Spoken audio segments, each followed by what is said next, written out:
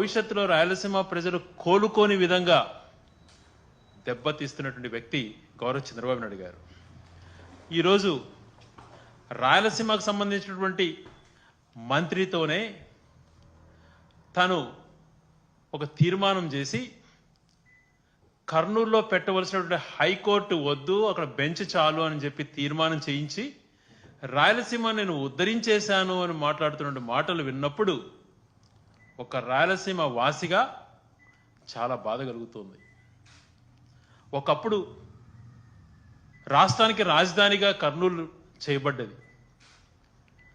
తెలుగు ప్రజల ఐక్యత కోసం త్యాగం చేసింది రాయలసీమ.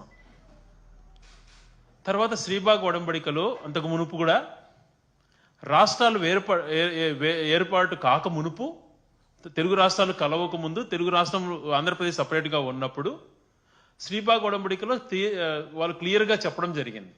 రాజధాని ఒక చోటు ఉంటే హైకోర్టు ఒక చోటు ఉండాలి. అలాంటిది శ్రీబాగ్ ఒడంబడిక యొక్క తీర్మానం. అన్నిటినీ తొంగలో దొక్కాడు. రావాల్సినటువంటి మేలు జరుగుతున్నటువంటి మేలు చేసిన వ్యక్తుల్ని తను వాళ్ళకు చరిత్రలో పేరు వస్తుంది అని తలచి వాళ్ళని దెబ్బతీసేదానికో తర్వాత అయితే రాయలసీమ ప్రజలపై ఉన్నటువంటి ద్వేషమో తెలియదు, కానీ అంచెలంచెలుగా దాన్ని రాయలసీమ ప్రాంతాన్ని సర్వనాశనం చేసే ప్రయత్నం చేస్తున్నాడు. ఈరోజు హైకోర్టు పెడుతుంటేనే ఏముంటాయి, 4 టేబుల్ వేస్తారన్న మాట మాట్లాడావు. మరి బెంచ్ ఇస్తే ఆ 4 టేబుల్ కూడా ఉండవు కదా చంద్రబాబు నాయుడు గారు. ఎందుకు మీరు ఇంత ద్రోహం తలపెడుతున్నారు? రాయలసీమ ప్రజలు మీరు రాజధాని పెట్టుకుంటే ఏం మాట్లాడలేదు, హైకోర్టు అన్నటువంటి వస్తుంది అన్నటువంటి ఆశతో ఉన్నారు. మరి ఈరోజు హైకోర్టు ఏదైతే జగన్మోహన్ రెడ్డి గారు ప్రభుత్వంలో హైకోర్టు కర్నూలులో పెట్టాలని తీర్మానం చేసి అన్ని రకాలుగా దాన్ని కేవలం ఒక సుప్రీంకోర్టు డెసిషన్ కోసం వెయిట్ చేస్తున్న సమయంలో హైకోర్టు అక్కడ వస్తుంది కదా అని చెప్పి అలైడ్ కోర్ట్స్ అన్ని కూడా అక్కడ పెట్టి ఆ ప్రాంతానికి న్యాయ రాజధానిగా చేయాలని చెప్పి తలస్తే ఈరోజు నువ్వు హైకోర్టును అక్కడి నుంచి మూవ్ చేయాలన్నటువంటి ఆలోచన రావటం ఎంతవరకు సమంజసం అని చెప్పి నేను ప్రశ్నిస్తున్నాను. బెంచ్ ఏర్పాటు చేస్తానంటున్నావు, దానివల్ల ఉపయోగం ఏంటి? హైకోర్టు అనేది ఉంటే ఆ రాయలసీమ వాసుల్లో కూడా మాకు ఒకటి రాష్ట్రానికి సంబంధించింది ముఖ్యమైనటువంటిది ఉంది అని చెప్పి భావించేవాళ్ళం కదా. దాన్ని ఎందుకు తీసేస్తున్నావు? లా యూనివర్సిటీని శంకుస్థాపన చేసి పనులు కూడా మొదలుపెట్టినటువంటి లా యూనివర్సిటీని అక్కడి నుంచి తీసేయడంలో నీ అంతర్యం ఏంటి?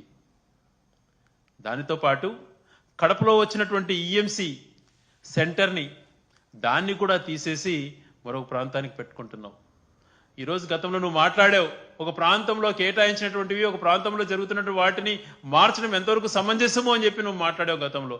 ఈరోజు రాయలసీమ ప్రాంత వాసులుగా మాకు వచ్చినటువంటి హక్కును, మాకు జరుగుతున్న మంచిని మా కళ్ళ ముందర తీసుకెళ్తుంటే మాకెంత బాధ ఉంటుంది. నీలాగా ఆర్గనైజ్డ్గా ఉద్యమాలు చేసేటువంటి ఇది మా దగ్గర లేకపోవచ్చు, కానీ మా గుండెల్లో ఒక బాధ అన్నది కలుగుతోంది. ప్రతి ఒక్కరు కూడా చర్చించుకుంటున్నారు, ప్రతి ఒక్కరు కూడా బాధపడుతున్నారు. ఏంటి అన్యాయం? ఏం చేశాం రాయలసీమ వాసులము?